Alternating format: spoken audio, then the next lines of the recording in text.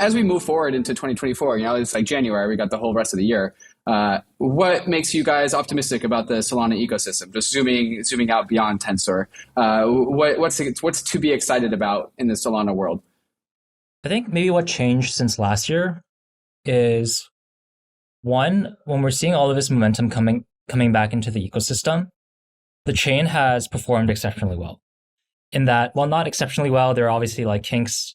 Sometimes transactions don't go through, but we're not seeing sort of the liveness failures that we saw last year when there were a lot of degen mints happening and that took down DeFi and other stuff. Why is that important? And that's because I think Solana might be one of the only high throughput chains that have seen this much traffic and activity come out the other end and are now able to withstand all of the past liveness failures that happened during the bull run. And if you think about like just the outlook of crypto in general, I think we're coming out of this bear market. People are starting to get more optimistic about more like higher risk assets, and especially crypto like eating the world and making people bankless. And I think like it's really important for us to have solid battle-tested infrastructure so that we can continue onboarding the next million people, the next hopefully billion people.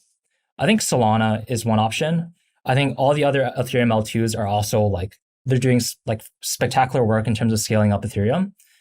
I think Solana has enough momentum going that they will continue to survive and draw more dApp developers, draw more developers in general to build on top of it, build cool consumer apps. I can't tell you like what specific consumer app is going to take off and what I'm bullish on specifically, but I think the fundamentals are there for Solana to take off. Ilja, what would you say? I think for me, Firedancer is going to be pretty exciting. I think that's when Solana transitions from the way Tolly calls it beta to alpha, because you're going to have multi-client now. I think that's pretty important. I think it's also like taking what Solana was built for and taking it to the logical extreme. And so seeing how that plays out and what use cases that opens up is going to be pretty exciting. I think like for us, like crypto natives, the use cases that we think a lot about, they actually don't require that much throughput. Like how many transactions are you realistically going to send an hour? But there's a whole swath of use cases that are not human-based or human-executed. They're machine-executed, right? So machines exchanging value in like small increments back and forth. Like maybe one day your meter sitting on the wall is trading back and forth with the electric grid, depending on the time of day. And your solar panels are either paying into the grid or you're taking it from the grid.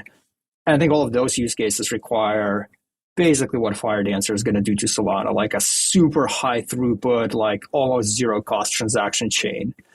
And I think the world that unlocks is just a very fascinating world. I think the future our kids will have, and the world they'll live in part because of this technology, will just be completely different. To continue leveling up your crypto game, then you need to get on the Bankless newsletter. It's the world's most popular crypto email and is completely free. Just click below to sign up.